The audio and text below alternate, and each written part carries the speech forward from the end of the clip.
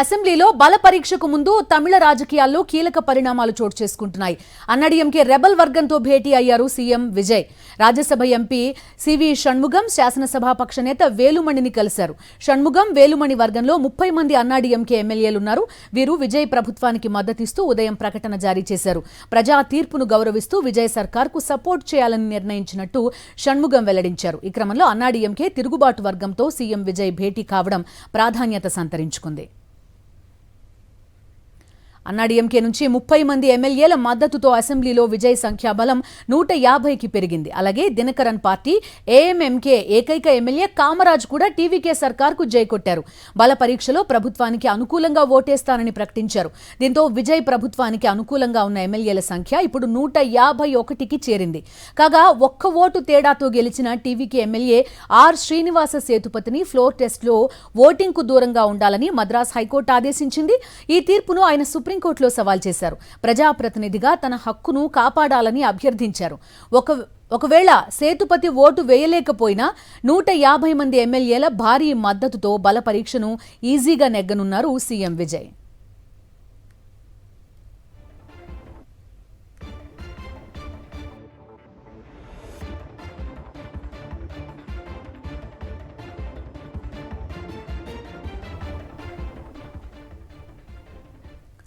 మా correspondent Venkatesh join అవుతున్నారు పూర్తి డీటెయిల్స్ అందించడానికి తమిళనాడు పరిణామాలకు సంబంధించి.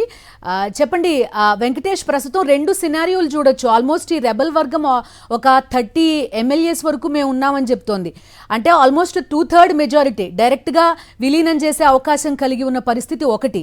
లేదంటే రెండొక ఆప్షన్ ఏంటంటే ఒకవేళ అన్నాడీఎంకే విప్ కనుక జారీ చేస్తే అనర్హత పడే అవకాశం కొంతవరకు ఉంటుంది. దాన్ని పెండింగ్ లో పెట్టడం స్పీకర్ అనేది రెండో సినారియో ఇక్కడ కనబడుతోంది. సో ఏ చాయిస్ తీసుకుంటారు విజయ్ అనేది ఒక క్వశ్చన్ ఇక్కడ. రేపు తమిళనాడు అసెంబ్లీలో బల పరీక్ష జరగబోతుంది. ఆ నేపథ్యంలో అన్నాడీఎంకే చీలిక వర్గం ఎమ్మెల్యేలను ముఖ్యమంత్రి విజయ్ కలుసుకున్నారు. ప్రధానంగా ఈ షణ్ముగం వర్గానికి దాదాపు 30 మంది ఎమ్మెల్యేలు మద్దతు ఇస్తున్నారు. సో వారందరూ కూడా రేపు విజయ్ కి మద్దతు ఇవ్వాలని నిర్ణయించుకున్నటువంటి నేపథ్యంలో వారితో ముఖ్యమంత్రి విజయ్ సమావేశం కావడం ఈ రోజు కీలక ప్రాధాన్యత సంతరించుకుంది. అయితే వీరందరూ కూడా మంత్రి పదవులను ఆశించి ఈ రకంగా విజయ్ కి మద్దతు ఇస్తున్నారని ఈపీఎస్ వర్గం ఆరోపిస్తుంది. సో ఈ నేపథ్యంలో ఎడపడి పళనిస్వామి ఏం చేస్తారనేది ఉత్కంఠభరితంగా ఉంది. సో ఇప్పటికే వేలుస్వామి లెజిస్లేటివ్ పార్టీ లీడర్ గా ఉన్న నేపథ్యంలో విప్ ఎవరు ఇవ్వబోతున్నారు. సో ఒకవేళ విప్ కనుక ధిక్కరిస్తే ఆటోమేటిక్ గా అసెంబ్లీలోనే అనర్హత వేటు పడేటువంటి అవకాశం ఉంటుంది. కాబట్టి ఈ పరిణామాన్ని ఎలా తప్పించుకుంటారనేది రేపు అసెంబ్లీలో చాలా హై డ్రామా జరిగేటువంటి అవకాశం కనబడుతుంది. సో నిజానికి పార్టీ పూర్తిగా విలీనం కావాలంటే 2/3 మెజారిటీ అవసరం. అంటే దాదాపు ఇప్పుడు 47 మంది ఎమ్మెల్యేల బలం అన్నాడీఎంకే ఉంది. 2/3 అంటే 32 మెంబర్స్ జాయిన్ కావాల్సి ఉంది. కానీ కేవలం 30 మంది మాత్రమే ఉన్నారు. సో చివరి వరకు ఎంతమంది వారితో కలిసి వస్తారు ఇదంతా కూడా ఇంకా మనం చూడాల్సినటువంటి సందర్భం. సో ఈ నేపథ్యంలో ఈరోజు ముఖ్యమంత్రి నేరుగా వారితో సమావేశమై వారికి మద్దతు స్వీకరించడంతో ఖచ్చితంగా ఈ పరిణామాలన్నీ అన్నాడీఎంకేలు జరుగుతున్నటువంటి పరిణామాలన్నీ విజయ్ కి అనుకూలంగా మారుతున్నాయి. ముఖ్యమంత్రి విజయ్ కి ప్రభుత్వం మైనార్టీలో ఉన్నటువంటి ప్రభుత్వం, దానికి మెజారిటీ లేదు. బయట అవుట్ సైడ్ నుంచి కాంగ్రెస్ గానీ ఇతర చిన్న చితక పార్టీలు మద్దతు ఇస్తున్నారు. వారి బలం పైన ఆధారపడి ప్రభుత్వం ఏర్పాటైనటువంటి సందర్భం మనం చూస్తున్నాం. కానీ వెంకటేష్, మొదట కూడా ఇలాంటి ఒక వాదన బయటకు వచ్చింది. ఆయన ప్రభుత్వం నడిచేటువంటి అవకాశం కనబడుతుంది. మొదట కూడా అన్నాడీఎంకేకి సంబంధించి రెబల్ వర్గం ఉంది, వాళ్ళు విజయ్ కి మద్దతు ఇస్తారు అని అనుకున్నారు ప్రభుత్వ ఏర్పాటుకు ముందు. కానీ అప్పుడు మాత్రం దాన్ని పెండింగ్ లో ఉంచారు. మళ్ళీ కంప్లీట్ గా ప్రభుత్వం ఏర్పాటు చేసిన తర్వాత మళ్ళీ అదే రెబల్ వర్గం బయటకు రావడం కూడా చూస్తున్నాం.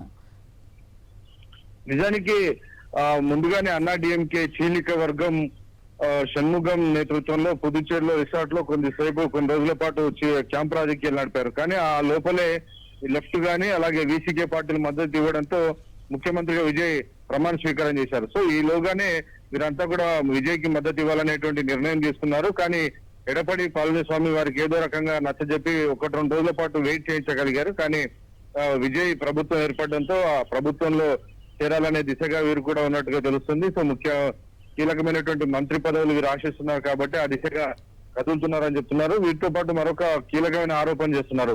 డిఎంకే సపోర్ట్ తీసుకోవాలని ఎడపడి పళనిస్వామి భావించారు. ఇది పూర్తిగా తమ సిద్ధాంతాలకు విధానాలకు వ్యతిరేకం కాబట్టి తాము ప్రజా తీర్పుకు అనుగుణంగా విజయ్ కి మద్దతు ఇవ్వాలని నిర్ణయించినట్టుగా షణ్ముగం చెప్తున్నారు. సో బయటికి ప్రకటన చేస్తున్నప్పటికీ ప్రభుత్వంలో చేరడం అలాగే మంత్రి పదవులు పొందడం వారి యొక్క లక్ష్యమని ఈ ఈపీఎస్ వర్గం ఆరోపణలు చేస్తుంది. సో ఈ అన్నా డిఎంకేలో జరుగుతున్నటువంటి ఈ ఆరోపణలు ప్రత్యారోపణలు ఈ హైడ్రామా అంతా కూడా ఖచ్చితంగా విజయ్ కి అనుకోని వరంలాగా మారుతుంది. వెంకటేష్, ఫ్లోర్ టెస్ట్ నెగ్గడం నెగ్గకపోవడం అనేది సెకండరీ, కానీ ఇప్పుడు విజయ్ అసలు పాలిటిక్స్ లోకి వచ్చిందే ఈ ఫక్తు రాజకీయాల నుంచి దూరంగా ఉండాలని. అలాంటిది ఒక పార్టీని చీల్చడం, ఆ ఎమ్మెల్యేలు రెబెల్ ఎమ్మెల్యేలు మద్దతు తీసుకోవడం అనేది కొంత ఎథికల్ గా ఆయనకి ఇబ్బందిగా మారే అవకాశం లేదా? ఖచ్చితంగా ఈ రకమైనటువంటి విమర్శల్ని విజయ్ ఎదుర్కొనేటువంటి అవకాశం ఉంది. కానీ ప్రభుత్వం స్థిరంగా నిలబడితేనే ఆయన అనుకున్నటువంటి వాగ్దానాలు గాను ఆయన తీసుకురావాల్సినటువంటి మార్పు గాని తీసుకొచ్చేటువంటి అవకాశం ఉంది. కాబట్టి ముందుగా ప్రభుత్వాన్ని సుస్థిరం చేసుకోవడం అనేది అత్యంత కీలకమైనటువంటి అంశం. లేదంటే ప్రభుత్వం కనుక వేఫర్టిన్ మెజార్టీతో ఉంది కాబట్టి చిన్న చితక పార్టీలు మనం చూసాం. వీసీకే లాంటి పార్టీలు ఇద్దరు ఎమ్మెల్యేలు ఉన్నప్పటికీ ముఖ్యమంత్రి పదవి కావాలి, ఉప ముఖ్యమంత్రి పదవి కావాలని రకరకాల గొంతెమ్మ కోరికలు కోరారు. సో ఇటువంటి పరిస్థితుల నేపథ్యంలో ఒకేసారి లాట్ గా 30 మంది ఎమ్మెల్యేల మద్దతు కనుక సమకూరితే చాలా స్థిరంగా ప్రభుత్వాన్ని 5 ఏళ్ల పాటు స్టేబుల్ గవర్నమెంట్ అందించేటువంటి అవకాశం ఉంటుంది. అలాగే విజయ్ కూడా తాను అనుకున్నటువంటి ఏదైతే మార్పు తీసుకొస్తాను, అవినీతి లేని రాజకీయాలు చేస్తాను, స్వచ్ఛమైన రాజకీయాలు చేస్తానని సో ఆ దిశగా ఆయన కొన్ని ఫర్మ్ డెసిషన్ తీసుకునేటువంటి అవకాశం కూడా లభిస్తుంది. కాబట్టి ఈ రోజు ఆయన చీలిక వర్గం ఎమ్మెల్యేలతో మాట్లాడారు. సో మెజారిటీ వచ్చారు కాబట్టి బహుశా 2/3 కూడా వచ్చే అవకాశం ఉంటుంది. వారు కనుక విలీనం అయితే 5 ఏళ్ల పాటు విజయ్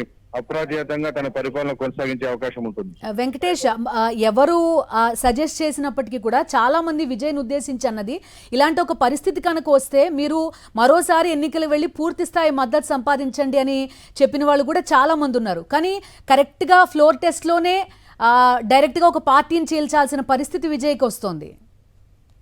కానీ విజయ్ క్యాంపు నుంచి వస్తున్నది ప్రధానంగా అన్నా డిఎంకేలో ఉన్నటువంటి ఎమ్మెల్యేలే తమను మద్దతు ఇస్తామని చెప్పి వారంతటా వారే చెప్తున్నారు తప్ప ఇనిషియేషన్ అనేది టీవీకే నుంచి రాలేదు అనేది విజయ్ క్యాంపు నుంచి వస్తున్నటువంటి మాట. కానీ రాజకీయాల్లో ఇలాంటి అవకాశాలను ఖచ్చితంగా ఫ్లూయిడ్ పాలిటిక్స్ లో మెజారిటీ హంగ్ ఉన్నటువంటి సమయంలో ప్రతి ఒక్కరూ తమ తమ రాజకీయ భవిష్యత్తు కోసం ఈ నిర్ణయాలు తీసుకునేటువంటి అవకాశం ఉంటుంది. రాజకీయాల్లో ఈ పరిణామాలన్నీ కూడా కొత్త ఏం కాదు, ఇటువంటి పరిణామాలు జరుగుతూ ఉంటాయి. కాబట్టి ఉన్నటువంటి హంగ్ సిచ్యువేషన్ ని ఆయా పార్టీకి సంబంధించినటువంటి ఎమ్మెల్యేలు కూడా తమకు అడ్వాంటేజ్ గా మారేటువంటి అవకాశం ఉంది. ఎందుకంటే దాదాపు 5 సంవత్సరాల పాటు అన్నా డిఎంకే విపక్షంలో ఉంది.